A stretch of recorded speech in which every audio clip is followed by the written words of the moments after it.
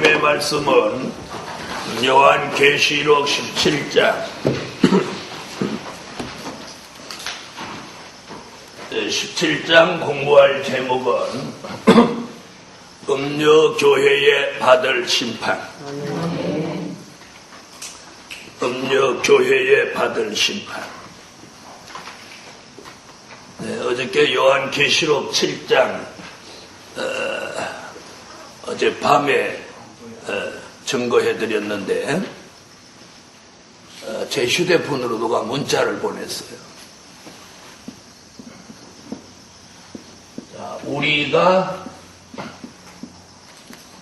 우리 하나님의 종들의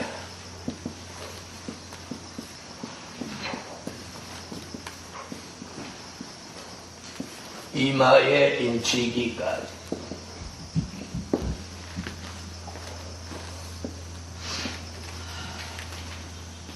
이 우리는 다른 천사가 아니냐, 다른 천사 같은데 왜 하나님의 입맞은 종이라고 하냐, 다시 설명해라. 이 가운데 여기 앉으신 분 중에서 다음에는 그런 거 할 때 실명으로 하세요. 실명으로 하지 뭐가 우려가지고서는. 그래가지고 남의 번호로 도용했는데 또 1440이라고 앞번호는 없이, 이런 건 직접 물어봐도 되는 일이고, 또 문자를 보내려면 주혜정한테 예의가 있지 실명으로 딱 보내지. 번호마나 자기 번호 아니고, 예루살렘 교회는 1440이 하도 많으니까 1440. 이분은 제 새로운 휴대폰 전화를 아는 거 보니까 본교회 교인 같은데 잘 들어보세요. 7장 2절에 보면 다른 천사가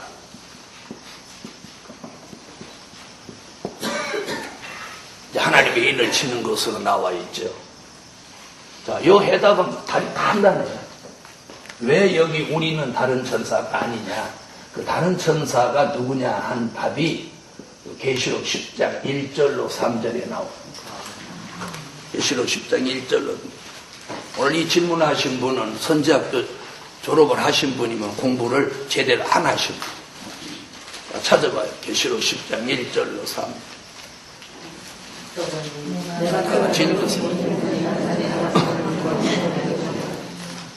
자, 10장 1절로 3절에 말한 다른 천사와 7장 2절에 말한 다른 천사가 같은 천사죠. 그렇죠? 그러면 계시록 10장 1절로 3절에 한 발은, 오른발은 땅을 밟고 왼발은 바다를 밟고 작은 책을 펴놓고 외친단 말이에요. 그럼 이게 뭐하는 종이에요? 다시 예언하는 종이죠. 그렇죠? 그렇다면 다시 예언하는 종을 가리켜서 여기서 뭐라고 표현합니까? 다른 천사.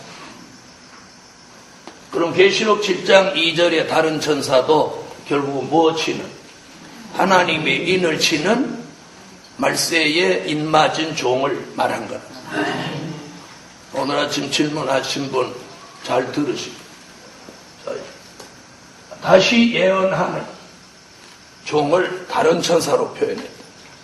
그럼 하나님의 인을 치는 종도 역시 다른 천사로 표현해요. 그렇다면 계시록 7장 1절의 네 천사는 많은 종들이 이걸 천사라고 하잖아요. 그러나 우리는 뭐로 봐요? 4대 강국으로 본다. 이 사람도 천사라고 해요.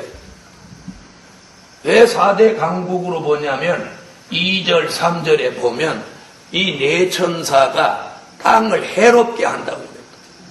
그렇죠? 땅을 해롭게 할 천사라고 그래요.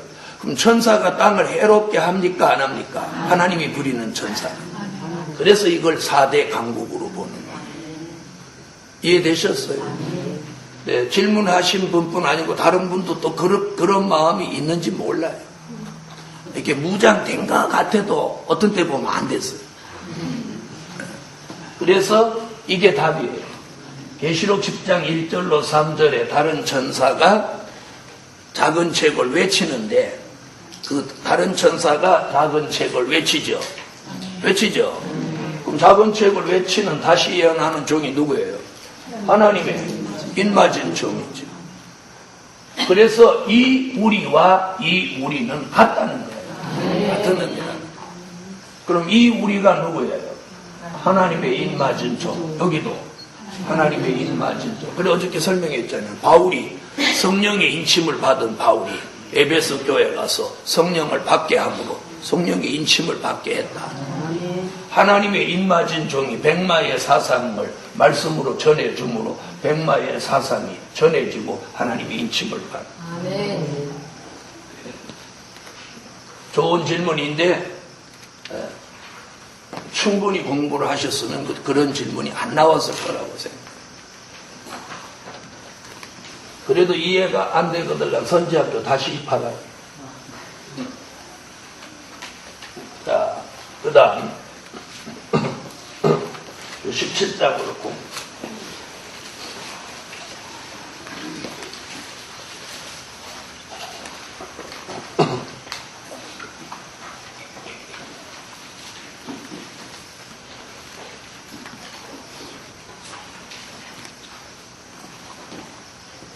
요한계시록을 여러 번 이렇게 읽어보니까 하나님은 말세에 뜻이 없는 사람에게는 이 비밀을 숨기시려고 또 뜻이 있는 사람은 깨닫도록 말씀을 이렇게 특별하게 말씀하셨어요. 특별하게. 그래서 이런 말씀도 그냥 하나님의 인맞은 종이 하나님의 인을 친다 이렇게 표현하면 간단하잖아요. 그죠? 아니, 그래요, 안 그래요? 그런데 그렇게 안 하고, 우리 하나님의 종들의, 이런 식으로, 네. 오늘 17장은 음녀교회에 받을 심판입니다. 자, 이 음녀교회가 17장에 등장하는데, 이미, 요한계시록 12장 1절로 6절에서는 신령한 영적 교회가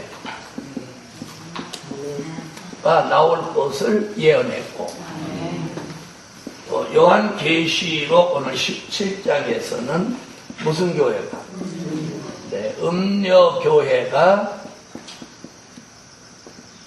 나올 것을 예언했어요. 자, 그러니까 말세에는 어떤 교회? 이렇게 두 부류의 교회가 나오는데 여기는 어떻게 구원받을 교회로 여기는 심판받을 교회로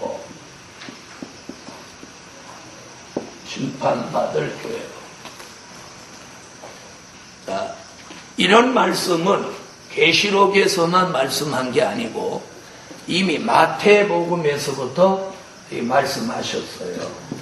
자, 마태복음 24장 40절로 41절을 참고하면 뭐라고 그랬느냐면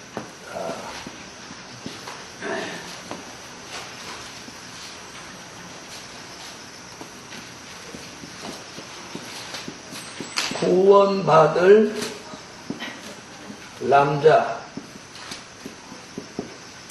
그렇게 표현하겠습니다.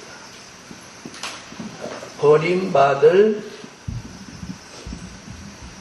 남자 그 얘기 나오죠? 두 남자가 밭을 가늘고 있는데 하나는 데려가고 하나는 버려둔다. 그 다음 뭐라고 했어요? 두 여자가 있는데 하나는 구원받을 여자로 하나는 버림받을 여자로.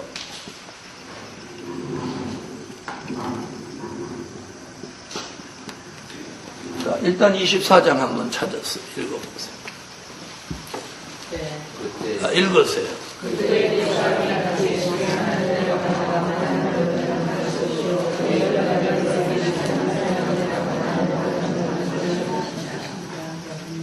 자, 여기서부터 그러면 어디를 내다본 거예요?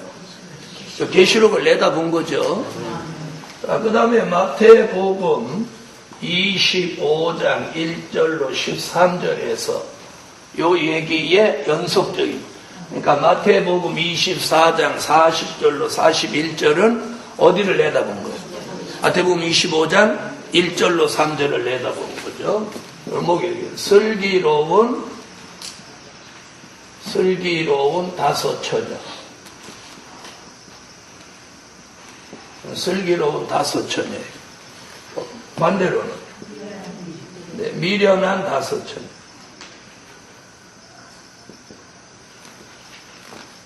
그러니까 말씀이 이미 마태복음 24장부터 계시록까지 쭉 이어진 거예요. 우리가 그렇게 보지 않아서 그렇죠. 자, 그럼 이제 정리를 한번 해보겠습니다. 자, 마태복음 24장 40절에 두 남자가 있는데 하나는 데려가고 하나는 버려둔다. 그 데려가는 남자가 구원받을 남자죠. 그걸 41절에는 두 여자 중에 하나는 데려가는 여자.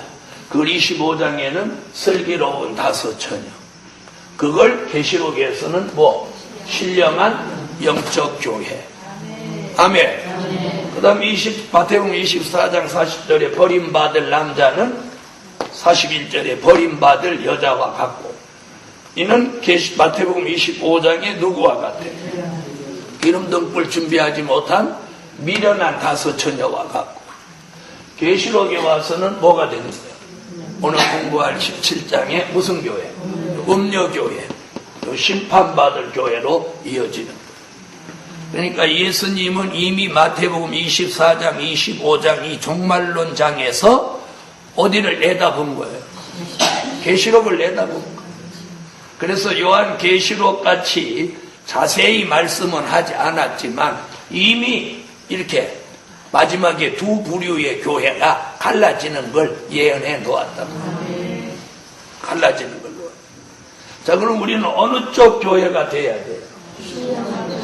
네? 구원받을 남자, 구원받을 여자, 또 슬기로운 다섯 처녀, 또 신령한 영적 교회로 남아야 돼요. 오늘날 교회의 근본적인 의미가 뭐냐면, 자, 오늘 이 현실에 처해 있는 교회의 지도자들이 어떤 꿈속에서 못 깨어나느냐면, 우리가 예수 믿은 그것으로 이미 영원토록 구원받았다는 여기에 도취되어 있다는, 뭐 받을 수도 있다는 걸 생각하지 않아요. 버림받을 수도 있다는 자체를 생각하지 않는, 이게 은혜 시대의 종말에 일어나는 현상이에요. 자, 그러나 이런 시대가 오기 전에, 버림받기 전에 육체가 죽으면 어떻게 돼요? 지금까지 구원받은 대로 그 영혼은 구원받는 거예요. 그러니까 은혜 시대의 교회와 지금 모든 교회가 예수를 믿은 것으로 이미 영혼 구원은 받아놨어요. 받아놨단 말이에요. 영혼 구원이 이루어지지 않은 거지. 받아놓은 거하고 이루어지지 않은 거하고는 다른 거예요. 무슨 말씀인지 이해됐어요?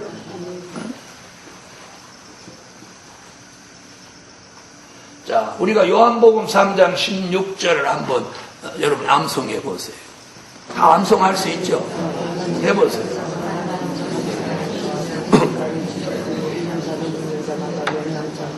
자, 거기 보면 뭐라고 그랬어요? 영생을, 독생자를 믿는 자는 영생을 얻게 하려 하심이니라. 미래형으로 말씀해놨다. 영생을 받았다 이렇게 하지 않았단 말이에요. 그렇죠? 영생을, 하나님이 세상을 이처럼 사랑하사 독생자를 주셨으니 이는 저를 믿는 자마다 멸망치 않고 영생을 얻게 하려 하심이라. 왜 이렇게 그럼 했느냐? 예수 믿다가 중간에 안 믿을 수도 있다는 거죠. 그렇죠? 안 믿고 예수 버리면 얻어는 영생이 안 이루어진다는, 취소된다는. 네. 오늘날 모든 교회가 영생을 얻게 됐어요. 얻게 됐어요. 그런데 뭐가 죽어야 영생이 확정되는 거예요. 육체가 죽어야 영생이 확정되는 거예요. 영생이 확정되는 거예요. 네. 자, 예수 믿는 동안은 영생이 확정된 건 한 가지예요. 그럼 예수 믿다가 안 믿는 사람 나와요? 안 나와요? 네? 나오죠? 나온단 말이에요. 자, 중생하고 거듭남까지 체험하고 은사까지 받고도 타락할 수 있어요? 없어요? 있어요. 네, 히브리 6장이 분명히 타락할 수 있다고 말했어요. 그렇게 타락한 사람은 어떻게 할 수 없어? 다시 회개케 할 수 없다고까지 했다. 그런데 지금 마태복음 24장과 요한계시록에서는 마지막에 교회가 어떤 교회도 나온다. 버림받는 교회도 나온다. 그래서 그걸 버림받을 남자, 버림받을 여자, 미련한 다섯 처녀, 그것을 오늘 이제 계시록 17장에서 음녀교회. 그래서 이 음녀교회는 무엇 받을 교회? 심판받을 교회. 그럼 왜 지금 그냥 그런 교회 그냥 하나님의 말씀대로 안 살고 그러는 교회는 그냥 하나님 지금 다 박살 내버리지 그냥 놔두느냐? 어저께 뭐가 없다고 그랬어요? 과거에도 심판이 있고 미래에도 심판이 있지만 현재는 예수님이 우리를 위하여 십자가에 달려 돌아가신 그 속죄의 은총, 그 십자가의 공로로 말미암아 현재에는 무엇이 없고 심판이 없고 유보되어 있다는 거예요. 이해됐어요? 만약에 현재에도 심판이 있다고 하면 강단에서 연불이나 애우고 중을 갖다가 강단에 세우고 신부 갖다 강단에 세우고 이러는 강단 목사님은 하나님이 그냥 어떻게 해야 돼? 박살 내야죠. 그죠? 그 다음에 북한의 김정일이가 보낸 사람들 여기다 세워가지고 간증시키고 그러는 교회는 하나님 박살을 내야죠. 아니, 내야 돼, 안 내야 돼? 내야죠. 그리고 북한에 가서 공산당하고 사바사바 하는 사람, 속닥속닥 하는 사람, 하나님 당장 심판해야죠. 목사님이 돼갖고 주일날 교인들 데리고 밥 먹으러 다니고, 주일날 오후 예배 마치고 갈비 뜯고 그러면 어떻게 해야 돼요? 쫓아가서 돌로 어떻게 해야 돼요? 쳐 죽여야죠. 그래서 현재의 심판이 없는 거예요. 목사님들이 교인한테, 부활주일날 세례받기 서야 가세요. 아무개는 오늘 세례를 받고 오늘부터 주일을 거룩히 지키겠습니까? 아멘. 11조 생활을 잘 하겠습니까? 교회에서 본이 되겠습니까? 죽도록 충성하겠습니까? 서약 받아놓고 오후에 그 세례받은 교인 목사님 세례받은 기념으로 목사님 오늘 대접하고 싶습니다. 그래요, 갑시다. 어디로 갈까요? 갈비집으로 갑시다. 그럼 아까 못 하나만 이게 오늘 현실이란 말이에요. 여러분 주일날 밥 사 먹고 다니면 되는 거예요? 안 되는 거예요? 네, 이사야 58장에 딱 예언을 해놨어요. 오늘날 주일 개념 없습니다. 이러니까 교회가 점점 그러니까 그 교회는 영원히 세례받은 그날 목사님하고 갈비 뜯은 그 교회는 그날부터 주일에 대한 개념이 없어져 버리는. 오늘날 은혜시대 교회가 뭐가 뭐냐면 주일날 예배 한 번만 드리면 주일을 지켰다고 생각합니다. 주일이라고 하는 개념은 주일날 아침 0시로부터 그날 24시까지가 이게 주일. 아멘 두 사람밖에 안 해요. 예배 드린 것이 주일 성수가 아니에요. 이 24시간 하루 온종일토록 하나님께 그 시간을 바쳐야 돼. 바쳐야 돼. 바쳐야 돼. 이게 주일 성수예요. 오늘날 그런 개념이 없어졌어요. 조금 전에 말한 그 교회도 저녁 예배 없어요. 저녁 예배 없어요. 저녁 예배 없어지죠. 자, 오늘 우리는 이 말씀을 제대로 받을 때, 자, 예수를 믿어도 잘 못 믿으면 어떻게 될 수 있다? 버림받을 수 있다. 버림받을 수 있다. 그러면 이 교회, 오늘 공부하려는 계시록 17장에 이 교회는 왜 버림받게 되냐? 왜 심판받을 수밖에 없는 교회가 되냐? 그걸 오늘 이제 공부하는 거예요. 이제 계시록 17장으로 오세요. 자, 17장. 자, 1절을 읽어주세요.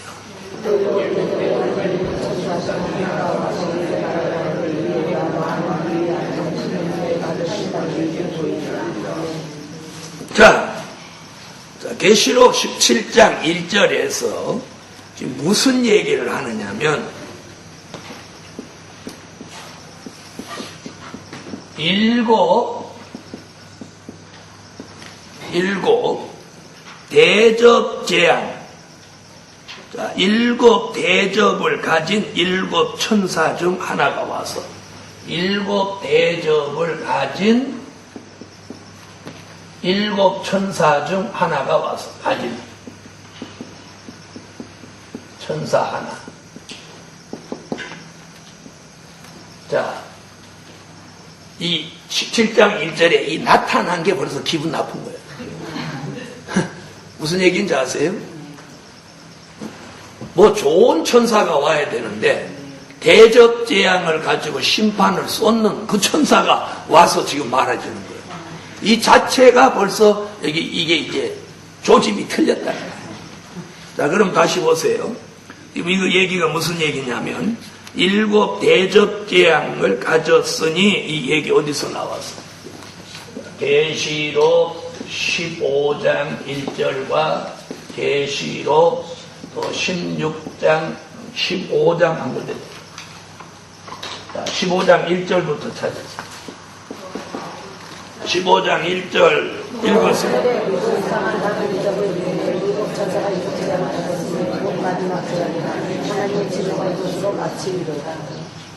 자, 그 다음에 15장 6절, 계시록 16장 1절에서 이 일곱 대접재앙을 가진 일곱 천사 얘기가 계속 나오죠.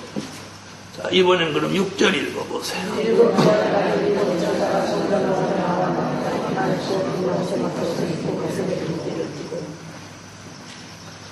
16장 1절.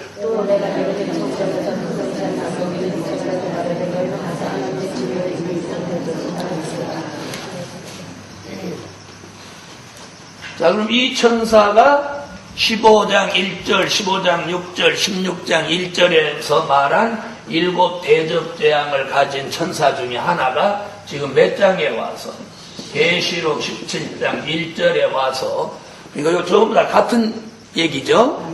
같은 천사예요. 뭐라고 하나 보세요. 내게 말하여 가로되, 내게 말하였다는 건 이 내게는 누구요? 내게는 누구예요? 네, 사도 요한에게 말하여 가로되 이리 오라. 많은 물 위에 앉은 큰 음녀에 받을 심판을 내게 보이리라. 여기서 뭐라고 하는 거예요? 이 심판하기 위하여 진노의 일곱 대접재앙을 담아가지고 16장에 쏟는 이 천사가 이 음녀 교회, 이 교회에 받을 심판을 내게 보이리라. 그래서 이 음녀 교회는 무엇 받을 거예요? 심판받는다. 그래서 이 교회를 뭐라고 그랬어요? 큰 음녀라고 그랬어요. 큰. 자, 그래 놓고 많은 물 위에 앉은, 이렇게 했어요. 많은 물 위에 앉은. 여기 보니까 뭐라고 했어요? 많은 물 위에 앉은 큰 음료, 이렇게 표현했죠. 자, 이 얘기가 어디서 그 답을 찾느냐면 계시록 17장 15절에서 그 답을 찾습니다. 15절. 17장 1절의 답은 17장 15절에서 그 답을 찾아요. 17장 15절 읽어보세요.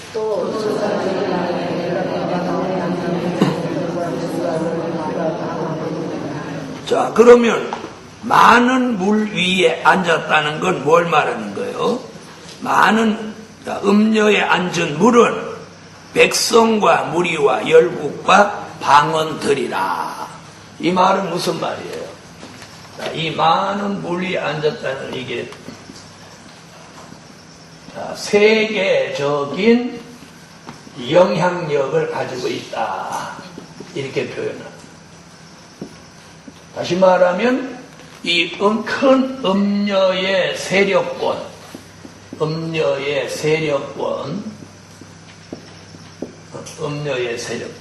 음녀가 영향력을 행사하는 것이 가히 어느 정도가 세계적으로 영향력을 행사한다. 다시 말하면 이 음녀가 전 세계를 좌지우지하는 그런 큰 힘을 가지고 있다는, 그걸 지금 큰 음녀라고 지금 표현하고 있다. 이해되셨죠? 그러니까 어떤 교회가 더 잘 되는 거예요? 외형적으로. 에? 어떤 교회가 더 잘 돼요? 타락하고 부패하고 속화되고 심판받을 교회가 외형적으로 더 잘 되는 거예요. 자, 우리가 계시록 12장 공부했지만 신령한 영적 교회는 용이 막 헤아려고 하고 압박하고 잡아먹으려고 그래가지고 맨날 뭐만 해. 그 내용대로 맨날 압박과 고난 가운데 쫄아가지고 부르짖는 거예요. 이게 신령한 영적 교회예요. 음녀교회는 여기 용이 음녀교회를 해한대요, 안 한대요? 압박을 준대요, 안 준대요? 음녀교회는 압박 없어요. 그러니까 쫄아서 기도한다는 얘기도 없어요. 그러니까 음녀교회는 기도를 안 하는 거예요. 그러면서 세력이 어떻게 돼요? 전 세계에 영향력을 행사하는 이런 큰 세력권으로 유형적으로는 막 더 잘 나가는 거예요. 사람들은 누구를 인정해요? 막 유형적으로 잘 나가는 거 인정해요. 맨날 비실비실하면서 기도만 됐다 하는 걸 인정해요. 그래서 우리가 성경을 보면서 우리 시대를 보는 안목이 열려요. 자, 그래서 자, 그런데 오늘 중요한 건 뭐냐? 1절로 다시 와돌아보면 큰 음녀에 받을 심판을 내게 보이리라. 그러니까 이미 17장 1절에서 뭘 지금 예언하고 있어요? 이 큰 음녀, 작은 음녀도 아니고 큰 음녀라고 하는 건 전 세계에 영향력을 행사할 만큼 이 세력권이 팽창되어 있는 이 음녀는 이미 뭐가 예정되어 있어요? 심판. 그래서 심판이 예정되어 있어요. 심판이 예정되어 있어요. 다시 이제 2절로 가겠습니다. 2절 읽으세요.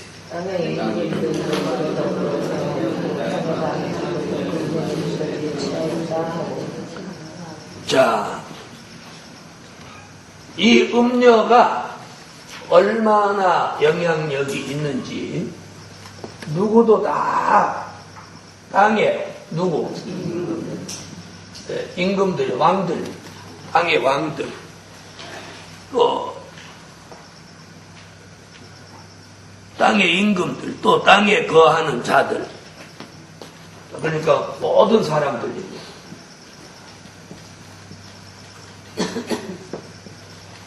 자, 이 땅의 왕들과 모든 사람들이 누구로 인해서, 이 음녀의 음행으로 인해서 그 음행의 포도주에 취하였다 하고, 이 포도주 얘기가, 여기서 이제 포도주 얘기 나오는데, 그럼 이 포도주 얘기가 이제 어디서 나왔던 것들이냐면, 자, 이 포도주 얘기는 이사야 5장으로 와보세요. 이사야 5장.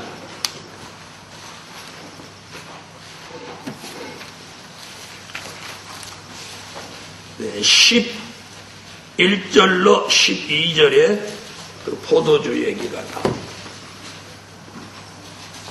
11절로 12절.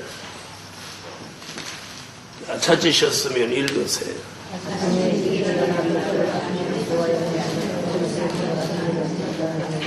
자, 이사야 선지는 뭐라고 그랬느냐면 지금 오늘 계시록 17장에 말하는 이 포도주 얘기를 이사야는 5장에서 뭐라고 하느냐면 여호와가 하시는 일에 관심도 없고 생각도 하지 않는 사람들이 뭐에 취한다고?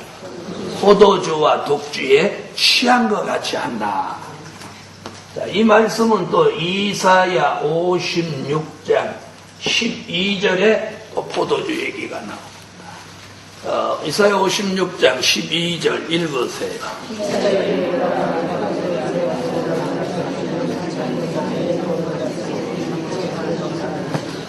자, 거기 포도주와 독주 얘기 나오죠? 자, 그럼 이게 뭐냐? 여기서 말하는 이 포도주와 독주는 사치, 음행,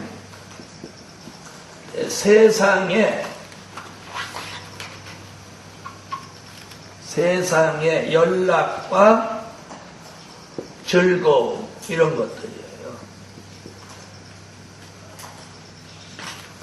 자, 다시 말하면 마지막 때는 음료교회와 세상의 왕들과 모든 사람들이 한통속이 돼가지고 마치 포도주와 독주에 취한 것 같이 세상의 사치, 음행, 연락, 즐거움에 빠져서 살게 된다는 거예요.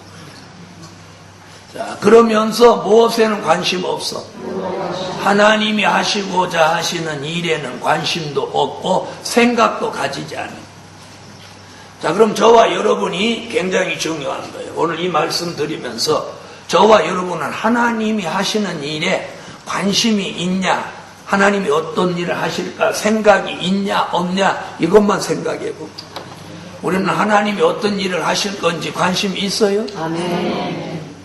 바로 그 관심을 어디서 찾느냐 하면 말씀 속에서 찾아요. 아멘. 그래서 말씀 속에서 그걸 찾아야만 우리가 미래를 준비할 수 있어요. 아멘. 하나님이 앞으로 미래를 어떻게 하실 거냐, 이것을 생각하고 기도하고 그걸 찾는 사람과 그거에 관심이 없이 오늘을 그저 즐겁게 살고 기쁘게 사는 이런 사람과 근본적으로 다르다는 거예요. 그래서 우리는 오늘 이 공부를 왜 하는 거예요? 이 공부를 통해서 하나님이 성경에 예언해 놓은 미래 그리고 현실과 미래를 어떻게 내다보고 준비할 거냐. 그래서 오늘 이 공부하는 거죠. 그렇죠? 자, 그런데 오늘 이 음료교회와 세상의 왕들과 모든 사람들은 어떻게 한다는 거예요? 한통속이 돼가지고 사치, 음행, 세상의 연락, 즐거움. 포도주와 독주에 취한 사람이 이렇게 혼미한 가운데 횡설수설하듯이 그 삶의 어떤 일관성과 미래에 대한 계획이 없이 살듯이 그런 삶을 산다는 걸 지금 지적하고 있는 거예요. 그래서 우리는 이 공부하면서 성경을 통해서 하나님이 하시고자 하시는 미래를 알고 그걸 준비하는 삶을 살려고 오늘 여기 모인 거예요. 자, 그 다음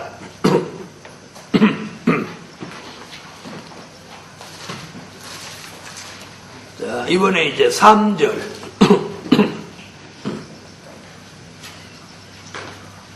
3절 찾았습니다. 자, 3절에 이제 무슨 얘기 하나 보세요. 곧 성령으로 나를 데리고 광야로 가니라. 내가 보니, 자, 여기서 누구 얘기하는 거죠? 자, 사도 요한을 성령이 어디로 이끌었어요? 네, 광야로 이끌어서 사도 요한이 광야에 나갔어요. 자, 광야에 나가서 내가 보니 여자가 붉은 빛 짐승을 탔는데, 광야에 나가 보니까 여자 얘기 나옵니다. 이 여자는 아까 어디서 말한 여자예요? 17장 1절에서 말한 누구? 큰 음녀 얘기잖아요. 자, 이 여자가 내가 보니까 여자가 뭘 탔다고 그러죠? 붉은 빛 짐승을 탔다고. 붉은 빛 짐승을 뭐다고? 네, 탔는데 붉은 빛 짐승을 탔다. 이 여자는 붉은 빛 짐승을 딱 타고 나오는 거예요. 이 붉은 빛 짐승의 정체가 뭐냐? 이제 계시록 6장 3절로 4절이 그 답이에요. 자, 찾으셨으면 읽어주세요.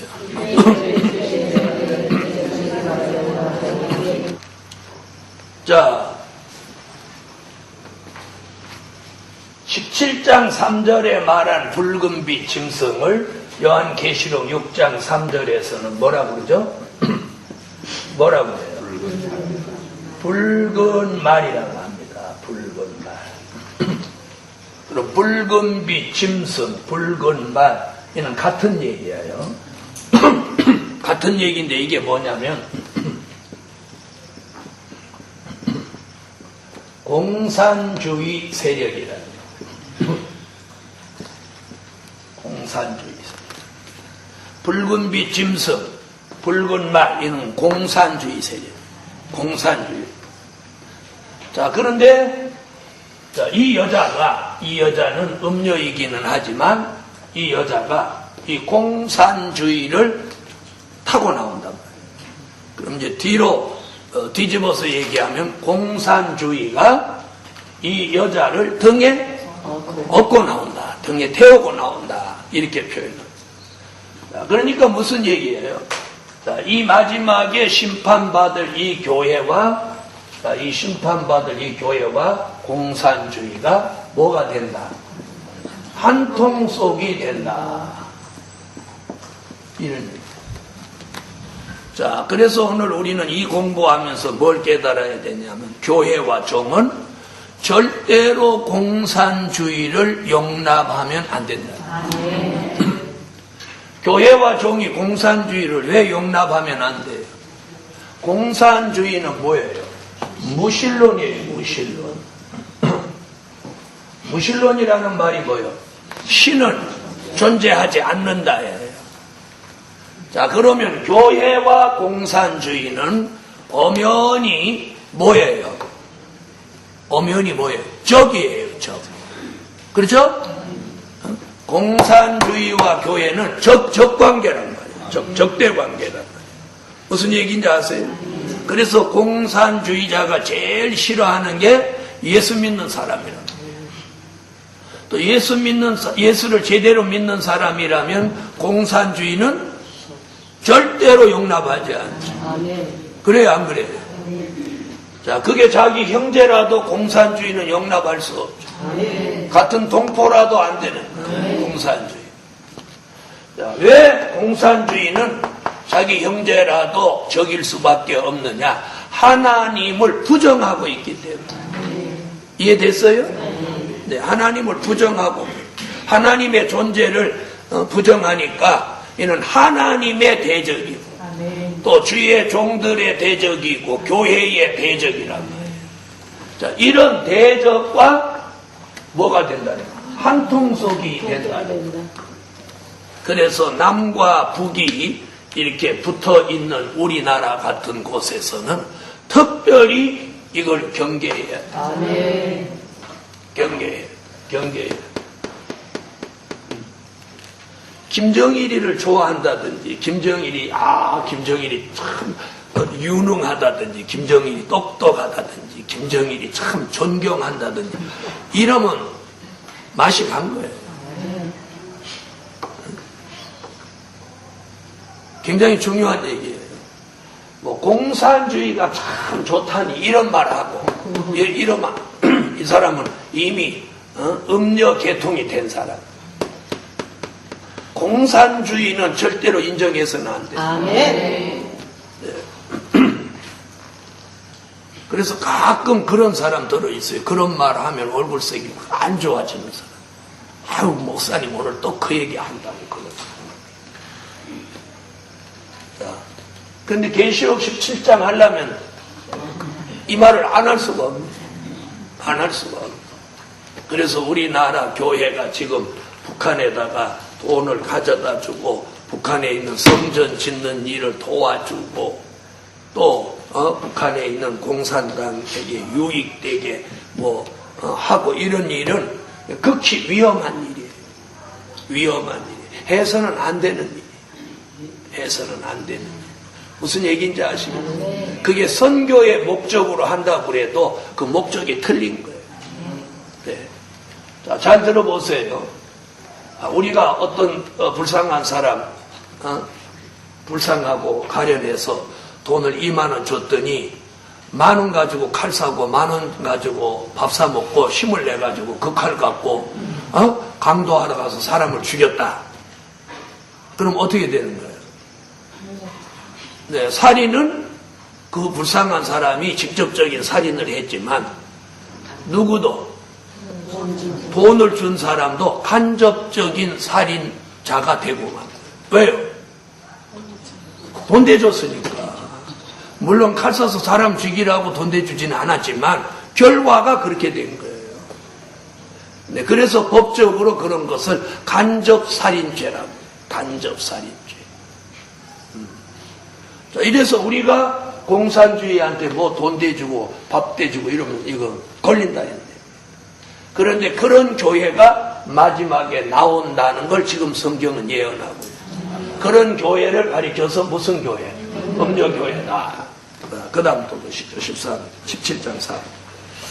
자, 붉은 빛 짐승을 탔는데 그 짐승의 몸에 참남된 이름들이 가득하고.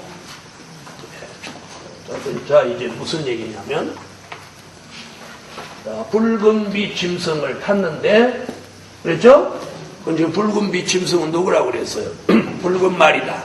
공산주의다. 이렇게 말했죠? 그런데 그 짐승의 몸에 참남된 이름들이 가득하고, 참남된, 뭐가? 이름들이 가득하고.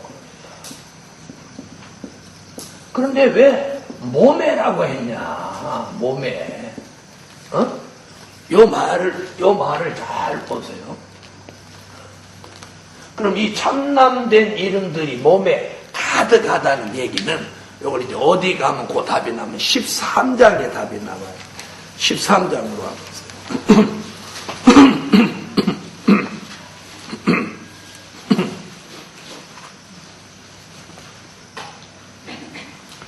자, 13장 5절로 6절에 그 답이 나와요.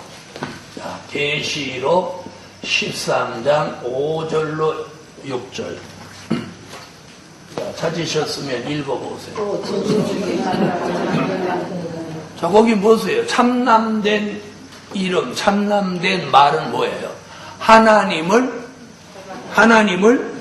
회방하는 거예요. 자, 하나님을 향하여 회방하되. 자, 5절 보세요. 또 짐승이 큰 말과 참남된 말하는 입을 받고, 그 말씀이 6절에 다시 짐승이 입을 벌려 하나님을 향하여 회방하되 그의 이름과 그의 장막 곧 하늘에 거하는 자들을 회방하더라. 그럼 여기서 참남된 이름들이 가득하다고 하는 것은 누구를 회방하는 얘기예요? 하나님을 무엇하는 거예요? 회방하는. 그런데 참 희한한 얘기가, 잘 들어보세요. 몸에 참남된 이름들이 가득하고. 그럼 이게 뭐예요? 이게 무슨 말이에요? 이 붉은빛 짐승은 하나님을 회방하는 역사가 가득한 게, 몸에 가득하다는 건 체질화됐다는 거예요. 이해됐어요? 그러니까 공산주의는 하나님을 회방하는 체질화된 세력이다. 이런 몸에 가득하다고 하는 거예요. 이해됐어요? 체질화된 거예요. 공산주의. 입만 벌리면 체질이기 때문에 하나님을 회방하는 거예요. 자, 이런 세력과 한 통속이 된 이 교회는 당연히 버림받아 마땅하죠. 아멘. 아멘. 자, 그러면서 이제 17장 다시 와보세요. 자, 17장에서 이제 무슨 얘기를 하냐면, 참남된 이름들이 가득하고, 그러면서 그 정체를 말하는 7 머리와 10 뿔이 있으며. 자, 이들은 뭐라고 그랬어요?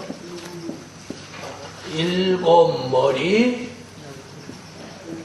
10 뿔이 있다.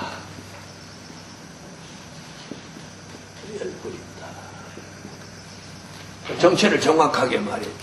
그럼 그 7 머리 10 뿔의 답은 계시록 13장 1절로 나오죠. 다시 13장 1절로.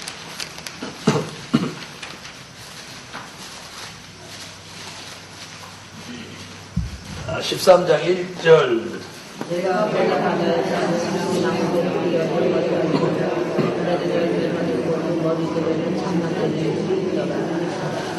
아멘.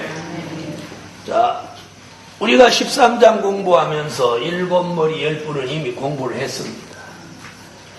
자, 그럼 7 머리는 뭐라고 가르쳐 드렸죠?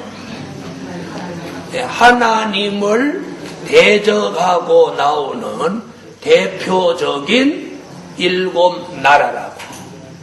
자, 7 머리가 뭐예요? 하나님을 대적하고 나오는 대표적인 7 나라다. 그걸 애굽, 아수르, 바벨론, 메데파사, 헬라, 로마, 소련 이렇게 말씀을 드렸고, 10 뿔은 계시록 17장 11절로 12절에 근거해서 8째 왕과 뜻을 같이 하고 나오는 10 나라라고 말씀을 드렸어요.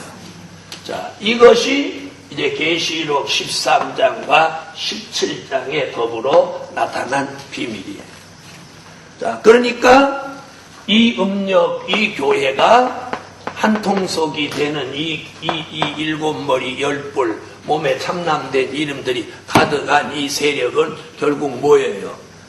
자, 가까이 해서는 안 되는 세력이죠. 왜요? 하나님을 대적하는 대표적인 7 나라를 7 머리라고 하니까, 즉 하나님을 대적하는 대표적인 나라와 뜻을 같이 하는 이 교회는 당연히 버림받을 교회요, 심판받을 교회요, 하나님의 미움을 받을 교회가 될 수밖에 없는 것입니다. 아멘. 이제 다시 17장 4절로 오세요. 자, 이번에 이제 4절을 좀 읽어보면, 이제 음녀의 정체를 음녀가 구체적으로 어떻게 하냐, 요 정체를 요 4절에서 지금 이제 말하는 거예요. 자, 읽으세요. 자, 17장 1절에 타고 나오기는 뭘 타고? 붉은 빛 짐승을 탄 이 여자를 4절에서 구체적으로 설명하는데 잘 한번 보세요. 자줏빛과 붉은 빛 옷을 입었다는 거예요. 옷 입은 것부터 얘기하는 거예요. 옷은 자줏빛과 붉은 빛 옷을 입었다.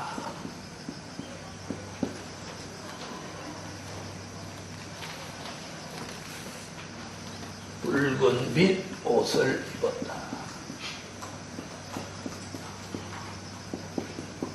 구체적으로 설명하면 옷은 이런 옷을 입었어요. 자, 그 다음에 뭐에는 금과 보석과 진주로 꾸몄다. 뭐요? 금과 보석과 진주로 꾸몄다.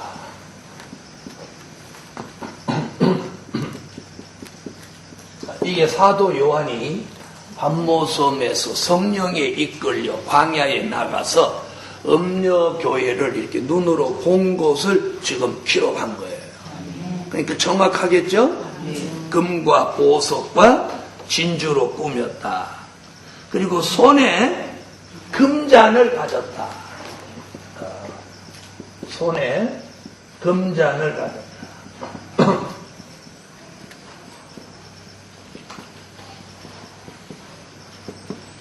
손에 금잔을 가졌다.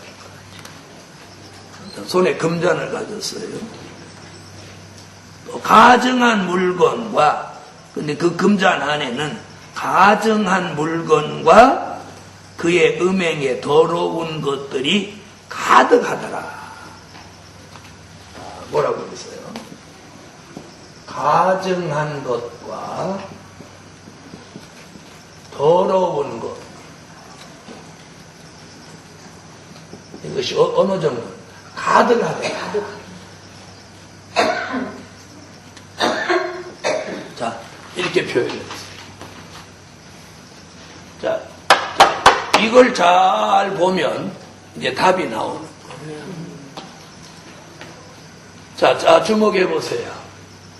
우리는 이 음료 굉장히 중요해요. 자, 종교 행사가 있을 때 자줏빛 옷과 붉은빛 옷을 입고 금과 보석과 진주로 꾸미고 손에 금잔을 들고 종교 행사를 하는 그 단체를 음료로 본 거예요. 그래서 우리가 기독교의 목사님들도 성의를 입을 때 이런 색깔을 입으면 안 돼요. 어떤 목사님 보면 빨간 성의를 입으신 분이 있는데 이 계시록 17장에 근거하면 이게 지금 음료교회의 상징이에요. 그래서 자줏빛이나 붉은빛 옷을 입으면 안 됩니다. 어째서 하면 안 돼요? 그래서 목사님이 주일날 입는 성의를 이런 색깔 하면 안 돼요. 왜 같은 값이면 이런 색깔을 왜 하는 거예요? 할 이유가 없죠. 그죠? 지금 계시록 17장에서 음료교회의 종교 행사에 옷을 자줏빛과 붉은빛 옷을 입는다. 그래서 주의 종들이 그런 색깔 입으면 안 돼. 근데 서울에도 보면 큰 교회 목사님이 몇 분이 그렇게 입으시는 분인데 그분은 계시록 17장을 안 읽어보셨어요. 자, 우리는 앞으로 절대로 이걸 입어서는 안 돼. 자줏빛, 붉은빛 이거 입으면 안 돼. 계시록 17장. 그 다음에 뭘 꾸미면 안 돼? 금과 보석과 진주로 꾸미면 안 돼. 진주 목걸이 하지 마라 이 말 아니에요. 금과 보석과 종교 행사 때 이 몸에다 그런 치장을 하는 그런 건 천주교 신부만이 하는데 보통 신부는 그거 못합니다. 누구가 하냐? 최소한도 주교 이상 추기경이 돼야 이렇게 하는 거예요. 그래서 오래전에 그 몇십 년 전에도 그 추기경 한 사람을 이렇게 꾸미려고 하면 그 당시 한 3억 정도 든다. 네, 그래서 추기경들이 쓰는 잔은 금잔입니다. 노란 색깔 칠한 도금 아닙니다. 순금잔이고. 그리고 그 들고 있는 막대기 같아도 거기 이렇게 쓴 관이라든지 이런 데 점과 금과 보석과 진주로 꾸며놓은 거. 사도 요한이 주 95년경 반모섬에서 바로 이걸 본 거예요. 그렇게 꾸미고 또 뭘 딱 타고 붉은 빛짐승을 딱 이렇게 타고 폼을 내고 나오는 걸 이렇게 딱 본 걸 이렇게 기록했다. 그럼 이것을 현실에 이렇게 비추어 보면은 어떻게 되는 거예요? 이 답이 나오죠. 천주교. 그래서 천주교의 제일 우두머리 되시는 분은 교황이에요. 세계의 왕 중에 왕이다 그런 뜻이에요. 그래서 교황, 황제라는 뜻이에요. 천주교의 황제가 교황이에요. 그분에게 얼마나 막강한 권한이 있는지 아시겠어요? 자, 오래전에 우리나라에도 교황이 다녀간 적이 있습니다. 2번쯤 다녀간 걸로 제가 기억하고 있는데, 네. 자, 올 때 와서 교황이 막 성도들이 그 교인들이 낸 헌금을 현찰로 가지고 가도 교황은 외환관리법에 저촉을 받지 않습니다. 이해됐어요? 자, 외환관리법이라고 하는 건 그 나라의 국민이라도 일정한 X 이상을 외국으로 허가 없이 반출하면 법에 걸리는 거예요. 그래서 우리나라에도 유명한 사건이 있었죠. 어떤 목사님이 김포공항을 나가다가 외환관리법에 걸려가지고 옥살이를 하신 적이 있어요. 네. 그분은 그 돈을 자기가 가지고 있는지도 몰랐다. 이런 해명을 하셨고, 그래서 모함이다. 뭐 뒷얘기가 많은데 그건 두고, 목사님도 유명한 목사님이에요. 그런데 그 외환관리법으로 공항에서 바로 체포돼가지고 교도소 갔다 오셨어요. 근데 교황은 우리나라 돈을 그대로 부대에다 담아가지고 비행기다 싣고 그냥 가지고 갔어요. 얼마나 파워가 센지 모르는. 네. 그래서 바티칸 왕국을 이루어놓고 있는 거예요. 근데 천주교만 음녀가 아니고, 이제 뒤에 이제 설명 나옵니다만, 이게 음녀의 모체, 우두머리예요. 우두머리. 자, 이래서 이 성경 속의 계시록에서 이 엄청난 비밀을 여기 기록해 놓았다. 네. 자, 그러니까 주의 종들이 아무리 좀 폼나게 옷을 입으려고 해도 무슨 색깔은 입으면 안 돼? 자줏빛, 붉은빛, 이건 안 입어야 돼. 그냥 평소에 입는 옷 말고 성인은 이걸 입으면 안 돼. 네, 그 다음에 금과 보석과 진주로 꾸미고 예배 인도하면 안 된다. 그리고 아무리 교회가 돈이 많아도 성찬기를 뭘로 만들면 안 돼? 금으로 만들어. 그럼 여기 걸리는 거예요. 금잔을 만들면 안 돼. 자, 이러니까 저보고 너가 별나다고 하는 거예요. 그렇게 옷도 돈도 금잔도 왜 마음대로 못하냐. 계시록에 지금 그렇게 기록이 돼 있는 거 아니에요? 아멘. 아셨죠? 아멘. 네. 그래서 어떤 면에서는 이 성찬기도 금으로 도금된 건 안 써야 돼요. 그냥 유리잔을 쓰든지, 자, 그러는 것이 마땅하다는 거지. 성경대로라고. 그렇죠? 네. 자, 그 다음 보겠습니다.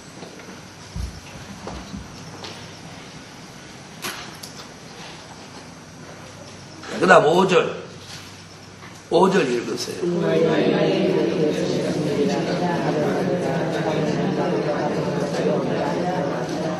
네. 자, 여기다 뭐라고 그랬냐면, 그 이마에 이름이 기록되었으니, 비밀이다! 이렇게는. 비밀. 자, 아까 몸에는 뭐였는데, 참남된 이름들이 가득하다고 그랬고, 이번에는 이마에다가, 이 음녀의 이마에다가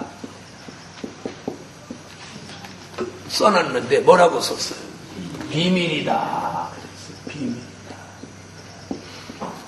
자, 신령한 영적 교회에서 나오는 사명자의 이마에는 하나님의 인을 치는데, 이 음녀의 이마에다가는 이 비밀이라는 표시를 합니다. 자, 비밀이라고 하는 건 뭐예요? 네, 알 수 없다. 숨겨져 있다. 그러니까 이 세력에 대해서는 알 수 없는 거예요. 알 수 없는. 그래서 여러분이 천주교에 대해서 아는 거 있어요? 천주교에 대해서 아는 거 있어요? 없어요? 없어요. 천주교 내부에서 일어나는 거 절대 공개되는 적이 없어요. 그 공개되면 걔는 며칠 못 살아요. 그래서 여기 지금 이마에 비밀이라고. 자, 그런데 목사님들이 뭐 잘못하는 거 있어? 막 다 터져요? 안 터져요? 터지죠? 그래서 기독교가 좋은 거예요. 천주교는 뭐 잘못하는 거 터지는 거 봤어요? 천주교 신부가 무슨 막 사건이 있었다. 천주교 무슨 뭐 있었다. 뭐 있어요, 없어요? 없죠? 그 지난번에 김수환 주기경 돌아가셨는데 뭐 그분은 막 대단한 성자가 되셨단 말이에요. 가가지고 전부 다 절한단 말이에요. 절하는 거 보셨죠? 그럼 절하면 돼요, 안 돼요? 안 돼요, 안 돼요. 뭐 안 되고가 어디 있어요? 거기는 그냥 하다 하는 건데. 자, 이것이 비밀인데 뭐라고 그랬느냐? 더 무서운 얘기가 5절에 비밀이라 큰 바벨론이라 땅의 음녀들과 가증한 것들의 엄이다. 엄이다. 자, 엄이라고 하는 건 뭐예요? 모체. 뭐에 대한 모체? 네? 네, 음녀의 모체라는 모체. 이게 총본부라는 거예요. 총본부. 자, 어떤 면에서 보면 잘 들어보세요. 어떤 면에서 보면 이거 안 믿는 것보다 더 나쁜 거예요. 무슨 얘기인지 아세요? 우리가 잘 들어보세요. 잘 못 믿는 것은 안 믿는 것만도 못해요. 응? 안 믿는 것은 그래도 무슨 소망이라도 있어. 믿을 수 있다는 소망이라도 있지만 잘 못 믿은 것은 이건 안 고쳐지는 거예요. 안 고쳐져요. 그래서 저와 여러분이 사는 이 시대에는 이 잘 못 믿는 게 무서운 거예요. 그 이유가 뭐예요? 계시록 22장 11절에 보면 불의한 자는 불의한 그대로 두고 더러운 자는 더러운 그대로 두기 때문에 잘 못 믿으면 잘 못 믿는 그대로 두는 거예요. 그래서 이 시대가 무서운 거예요. 그럼 또 안 믿는 것은 안 믿는 그대로 두니까 더 나쁜 거죠. 네. 자, 그래서 우리 시대에 이게 지금 바로 해야 된다. 네? 자, 그 다음 보세요. 자, 가증한 것들의 엄이다. 엄이라고 하는 건 음료교회의 뭐다? 모체다. 그리고 본부다. 네, 그러면 모체가 있다면 거기에 소속된 뭐도 있다는 거예요. 자체도 있고 여체도 있고 그렇다는 거죠. 네? 네. 그와 연관된 모든 이제 문어발같이 연관된. 그래서 우리가 어떤 일에도 이 천주교와 함께하면 안 돼요. 네. 천주교와 함께. 그래서 단체도 이들과 함께하면 안 되고 조직도 이들과 함께하면 안 되고. 근데 오늘 기독교는 그런 개념이 없어요. 심지어 천주교는 큰 집이고 기독교는 작은 집이라고 하는 사람까지 있어요. 그리고 지난 10년 동안 14만 명이 천주교로 갔어요. 기독교인. 통계에 의하면. 네? 앞으로도 기독교인이 천주교로 갈 확률이 훨씬 더 많아요. 천주교인이 기독교로 올 확률보다는 기독교인이 천주교로 갈 확률이 앞으로 점점 더 많아요. 그 이유는 왜냐? 잘 들어보세요. 자, 천주교 가서 교회 다니기가 쉬워요? 기독교서 교회 다니기가 쉬워요? 예? 쉬운 건요, 어디 가나 자기 마음이에요. 그렇잖아요. 예? 기독교 다니나 마나 뭐 주일날, 가기 싫으면 안 가고, 가고 싶으면 가고, 그러는 거나 마찬가지죠. 근데 천주교는 더 쉬운 게 뭐냐면, 주일날, 천주교 가기 싫으면, 아름무게 걸어놓은 십자가에다가, 이거 한 번만 하면 돼요. 성부와 성자와 성신의 이름으로 하나이다. 쎄 이러면 그럼 안 가도 그만인 거예요. 그 다음에 뭐 좀 죄짓고 좀 이렇게 마음이 깨름직하면 그냥 아무 때나 신부님 찾아가고 저 고해성사 하러 왔다고 그러면 이렇게 박스 안에 들어가가지고 서로 얼굴은 안 보이고 음성만 서로 들리는 데서 제가 이제 이러이러한 죄를 졌다. 그러면 신부가 뭐라 그래요? 형제여 안심하라. 성부와 성자와 성령의 이름으로 사하심을 받았느니라. 그럼 나오면서 이렇게 털고 나옵니다. 뭐 회개하라고 하니 뭐 새벽기도 와서 눈물을 흘려야 되니 목사님한테 죄 졌으니까 회개하라 이런 소리 들어야 될 이유도 없는 거예요.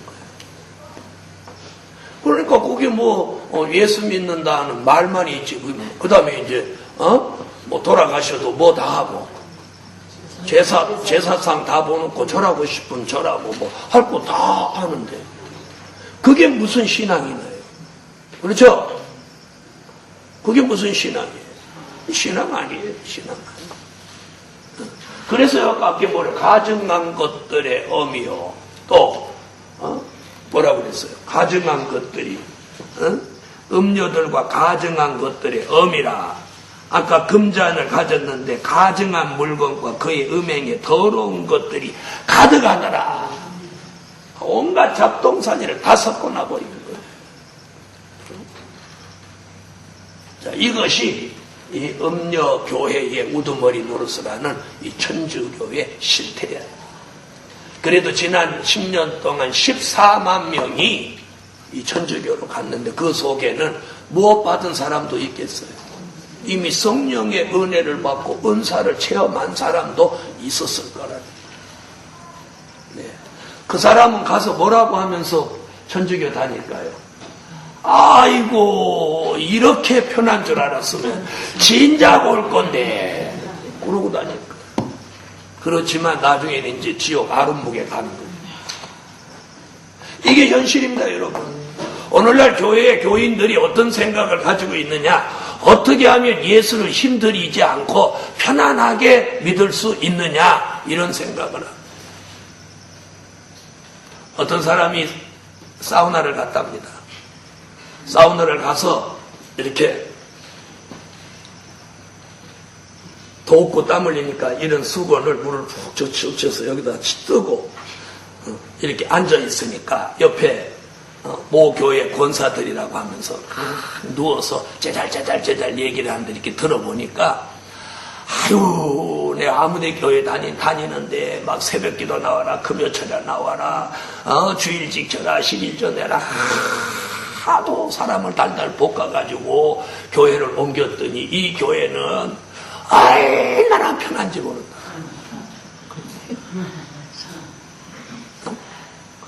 달달 볶는 교회가 잘하는 거예요. 편안하게 해주는 교회가 잘하는 거예요.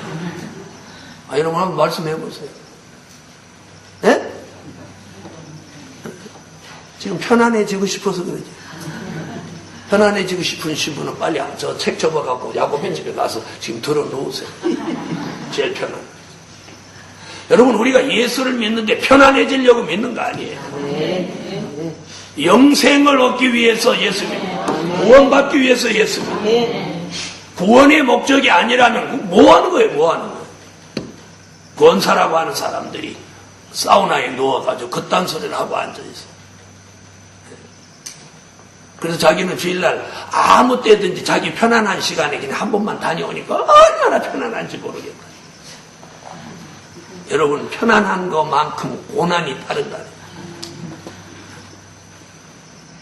자, 그런 사람은 잘 먹고 잘 살고 걱정이 없으니까 이제 그런데 그러다가 한 번 하나님 그러다 놓으면 자, 그 다음 보세요. 이번에 6절. 이제 더 신랄하게, 더 이 음료의 정체를 더 신랄하게 이제 얘기를 해줍니다. 6절 읽으세요.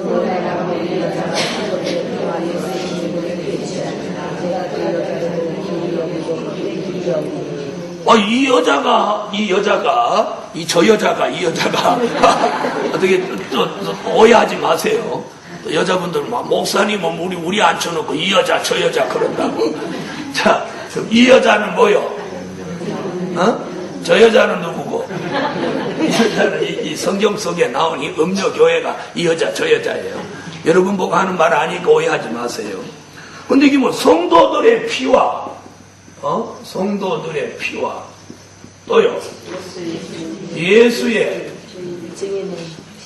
정인들의 피에, 취했다.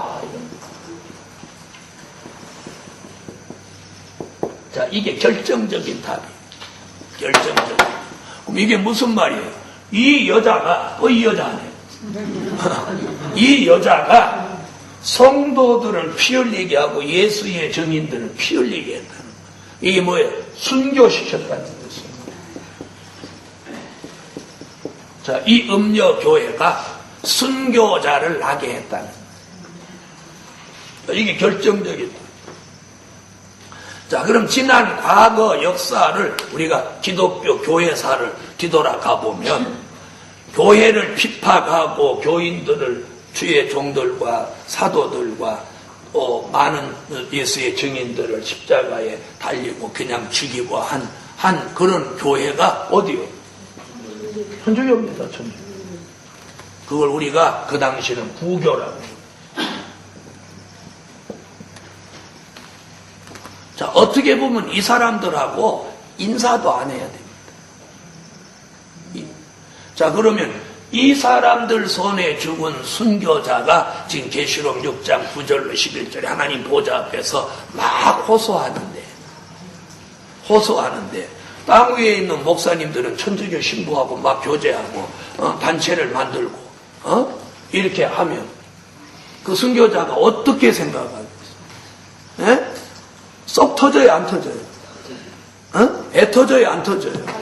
그래서 막 계시록 6장 9절로 11절 땅에 있는 자들이 심판하여 우리 핏값을 갚아달라고 막 기도하는 거예요. 성경 찾아봐요. 바로 이 성도들의 피에, 예수의 증인들의 피에 취했다, 이 말씀을 읽고 계시록 6장으로 가보셔야 합니다. 계시록 6장 9절로 11절 찾으세요.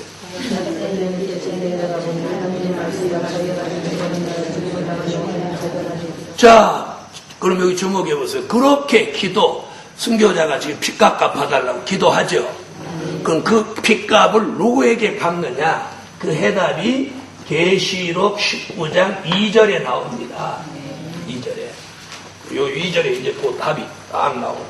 계시록 6장 9절로 11절과 계시록 17장 6절에 요 답이 계시록 19장 2절에 답이 딱 나옵니다. 19장 2절 찾으세요.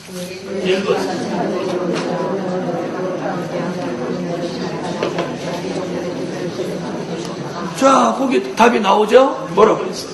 큰 음녀를 심판하사 자기 종들의 핏값을 그의 손에 갚으셨도다. 자, 왜 그 음녀한테 갚았어요? 17장 6절에 성도들의 피와 예수의 증인들의 피를 흘리게 한 이 음녀를 19장 2절에 심판해서 계시록 6장에 호소하던 순교자의 핏값을 이들의 손에서 갚으셨다. 그래서 앞으로 이 음녀교회는 무엇 받아요? 심판받는다. 심판받는다. 그럼 이 동네는 심판받아요, 안 받아요? 심판받는다. 여기와 뜻을 같이 하는 음녀의 모체에 함께하는 교회도 다 음녀교회가 되니, 그러면 기독교 가운데서도 이런 음녀교회가 나온다는 것이 성경적 예언이에요. 이런 시대에 저와 여러분이 양쪽으로만 비대해지고 커지고 화려해지는데 도취되지 마시고 하나님의 말씀의 기준을 잡고 바른 신앙, 바른 진리, 신앙의 정도로 가셔야 돼요. 오늘 거기까지 기도드립니다.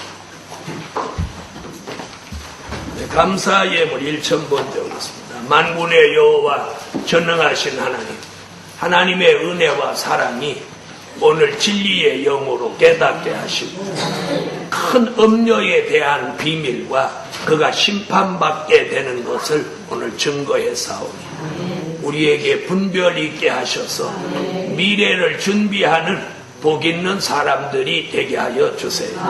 드려진 물질 응답해 주시며 예수님의 이름으로 기도합니다. 아멘.